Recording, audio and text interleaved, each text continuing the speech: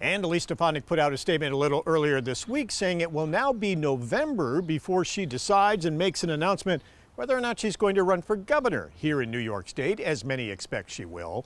If that happens, it will open her seat in Congress here in the North Country's 21st District. And it's believed that many of the Republicans who had expressed an interest in running in a special election for Stefanik's seat before her nomination was pulled would potentially be interested in running again. Among them, North Country State Senator Dan Stec. We sat down recently to ask him about that and the legislative session that just wrapped up a few weeks ago.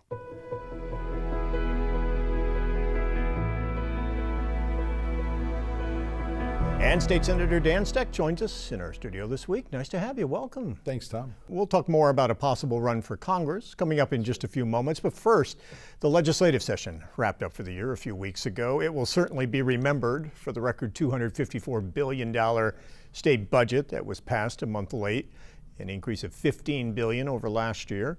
A record amount of spending for schools. Is that a positive? Is that something you supported? Well, anytime you throw $250 billion around, there better be a lot of great stuff in there. And it becomes a matter of priorities and how much do you want to spend. I mean, for me, the big takeaway was early on, the other side of the aisle and the governor herself were talking about how important affordability was.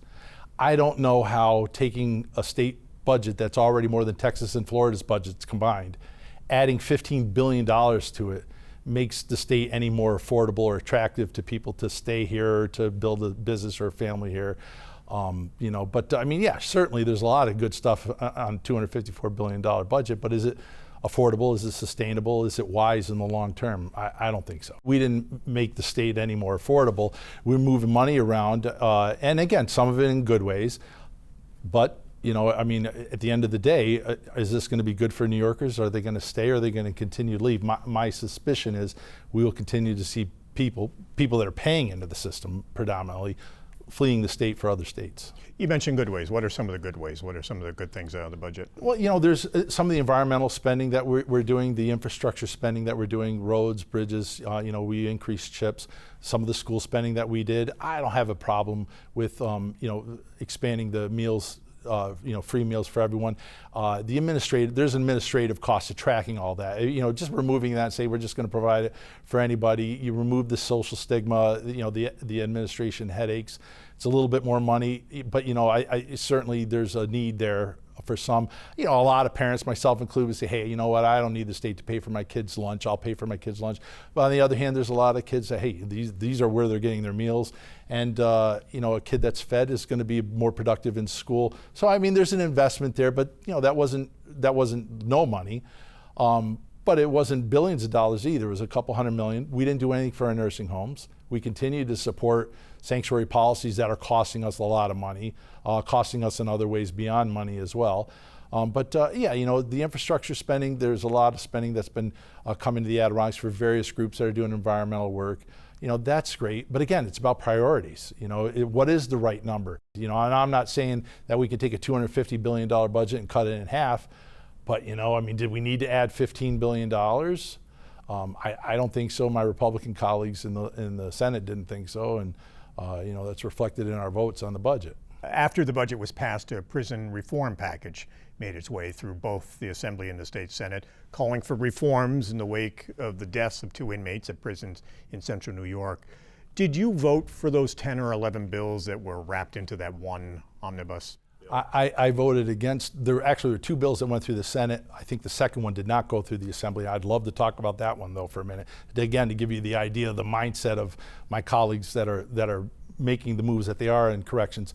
But the omnibus bill that passed, first and foremost, unconstitutional the way that they wanted to change the membership of the commission. Right now, commission, those members need to be appointed by the governor, confirmed by the Senate. This bill would change that to add members to the Corrections Commission, appointed by the Assembly, appointed by the Senate, not confirmed by the governor. So unconstitutional. But furthermore, it put emphasis on reacting to all the shortcomings that led to the deaths of those 2 inmates and wanting more transparency when it came to photographs and just transparency. Okay, that by itself not terrible, but it did absolutely nothing to make conditions safer in there. It did nothing to address HALT and the shortcomings of HALT, and there are many. It did nothing to establish a secure vendor program or body scanners. We, in the budget a couple years ago, we authorized the purchase of body scanners for all the facilities. There's about 40 facilities in the state, similar to the ones at the TSA. If you're going to get on a plane, you're going to go through this body scanner, or you're not getting on the plane. Those are the rules at the airport. But in our prisons, the language in the budget bill a couple years ago said that the use of them by visitors was at the discretion of the visitor. So if the visitor said, I don't want to be body scanned, okay, thanks, you can go in anyways. And we have a big contraband problem in these facilities. I had 25 people that work in Malone, one of the facilities in Malone, in January that all went to the emergency room. They were exposed to something. It's coming in through non-secure vendor programs, it's coming in through visitors, maybe some of it's coming in from staff. But you know what? You subject everybody to the body scanners. This is about safety. And oh, by the way, it's not just about the employee safety, it's about inmate safety too. I think employee safety, staff safety is inmate safety in these prisons, but that is not what my colleagues on the other side of the aisle believe in Albany. That didn't get addressed at all? It didn't, and that was my argument, and I did a lengthy debate with the Senate sponsor on that bill, pointing that very thing out. It did absolutely nothing to address HALT. Just about a week ago, there was a court decision that said, hey, these temporary pauses on HALT are illegal and we're rolling it back. So they don't have the staff. You can't get blood from a stone. They have a staffing shortage in these prisons. HALT is a big demand on staff. The solution here isn't to say, well, we're going to remove that temporary, and it was put in place by the governor's emergency orders. They could have made that change permanent in law. That would have solved this problem.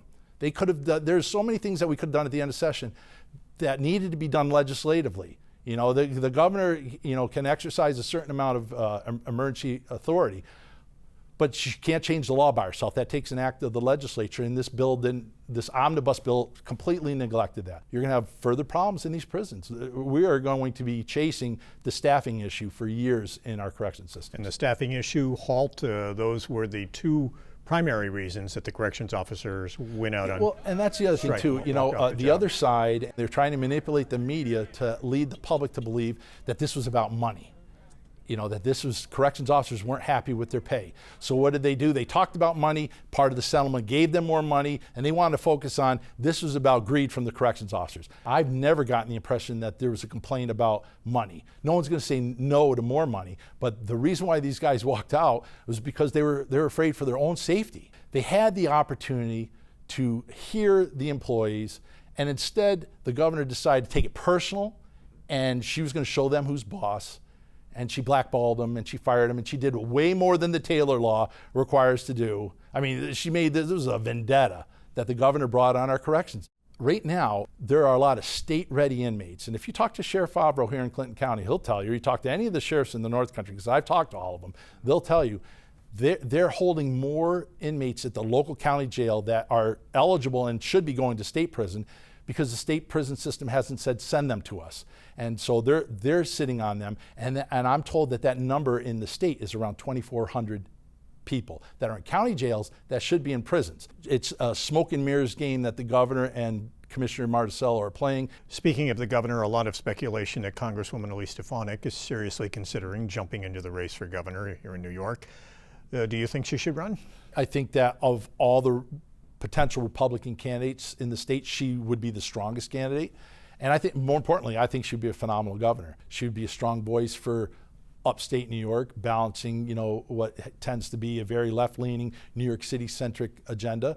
And, she would force a conversation about things that aren't getting conversations right now. So I think she would do a great job. The next follow-up question, obviously, is, well, if she runs, what are you going to do? Short answer, yes. I would consider it. But the other thing that I'd have to consider is the potential and the prospects of being in the state Senate with a Republican governor that I have a good relationship with, that knows my district as well as I do. And the things that we could get done, the things that I could get done through with a Republican in the governor's mansion, is very tempting and very attractive by itself. So, I'd have to, mull that all over. Really, that would be a conversation that I'd want to have with the Congresswoman. It would be different this time around if you decided to run for Congress. When there was the possibility of the special election, it was the 15 party chairs who would choose a candidate. There would be a 3-month race. Right. Different. And this would be your typical much potential longer, primary, starting much earlier. Yeah, yes, and potential primary. And, likely primary, probably? Oh yeah, given some of the, the personalities that were floating around, a few months ago, I don't think a few of them are going away, and I think some of them are pretty hard-headed. They would say, "Oh yeah, we're going to primary. I'm the cat's meow." And before there was even the potential of a independent candidate, which would be running, and that could split the ticket. Well, that was a problem facing the special election, is that there was nothing that would stop that. There's nothing stopping that in a general, but presumably now this, the person that threatens an independent run could say, well, I'm going to take my chances in a primary.